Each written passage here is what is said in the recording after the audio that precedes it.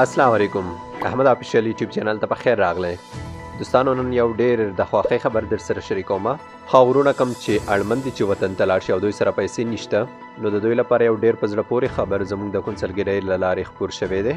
هیله لرم چې تر وروستۍ شېبو پورې را سره پاتې شئ. که چیرې احمد آفیشیل یوټیوب چینل ته نوي وئ، دا د ضرور سبسکرایب کړئ او خپل نورو دوستانو سره هم شریک کړئ. ښه، ډیر زیات شمیر وطنوال ماته میسیجونه کوي. دوی زیاتره بیچارهګان د کار نشتون له وجې نشي کوی چې خپل وطن ته لاړ شي، او د دوی غوښتنه ده چې د څوک به پیدا شي چې موږ ته وړیا ټکټ واخلي تر څو چې موږ خپل وطن ته لاړ شو. که څه هم ما څه موده وړاندې د په اړه یوه ځانګړې ویډیو جوړه کړې وه تر څو چې د دې بیچارهګانو غږ څوک واوري. نو نن یو ډیر په زړه پورې خبر زما پر سترګو شو.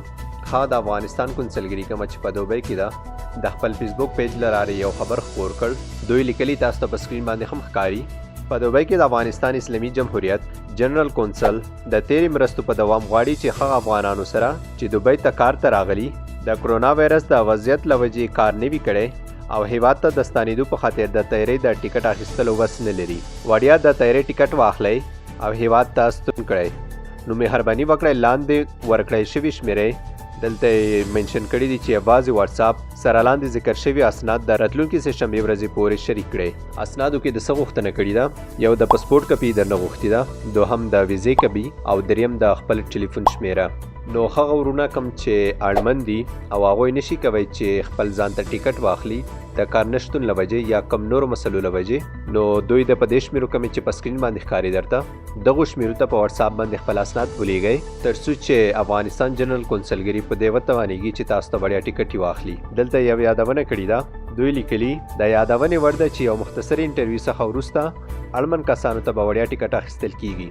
نو هغه کسان چې دوی شارټ لیست کې هغو نه به یو مختصره انټرویو اخلي تر څو دوی په دې پوه شي چې دا کس په رښتیني ډول اړمن دی او که نه دی، او هغې نه پس به دوی ته ټکټ اخلي. د هغې تر څنګ دا خبر زموږ نوی جنرال کونسل مسعود احمد عزیزي صاحب هم په خپل فیسبوک پاڼه باندې خپور کړی او د خپلو اړمنو خلکو څخه یې غوښتي دي چې دوی د خپل اسناد په دې شمیرو باندې موږ ته راولیږي.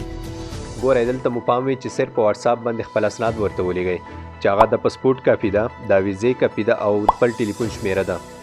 نور ورته ټلیفون مه کوئ او دوی به انشاءالله خپله په دې باندې کار وکړي. لکه څنګه چې څه موده مخکې زموږ تیر جنرال کونسل عبدالصمد افغان صاحب او ورسره د الکوزی شرکت مشر د بېوزله خلکو لپاره وړیا ټکټونه اخیستي وو او دوی لپاره یې 2 پروازونه تیار کړي وو او د هغو نه بد لږ شمېر کسان د افغانستان کونسلګرۍ لخوا ولیږئ شول. خو اوس یو ځل بیا د اعلان د هغو اړمنو کسانو لپاره وشو کوم چا چې ضرورت دی چې خپل هیواد ته لاړ شي او وړیا ټکټ ترلاسه کړي. نو موږ د دې واړو څخه مننه کوو چې دوی په داسې اساس وخت کې د هیوادوالو ستونزو ته متوجه کیږي او د هغو حل کولو لارې چارې لټوي. نو واقعا دا یو ډیر په زړه پورې خبر دی، خاص کر د هغو ورونو لپاره کوم چې ډیر زیات اړمن دي چې وړیا ټکټ واخلي او خپل هیواد ته لاړ شي.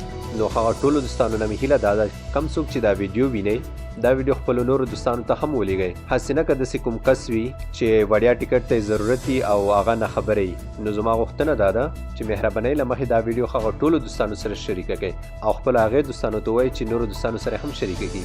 په اخر کې که چیرې احمد آفیشیل یوټیوب چینل ته نوي وئ، دا د زنون سره ضرور سبسکرایب کړئ او د بیل نښان هم کلیک کړئ تر څو چې په راتلونکي کې دا قسم ویډیوګانې تر ټولو نه مخکې تاسو ته ورسیږي. نور مو په الله سپارم. د الله په امان.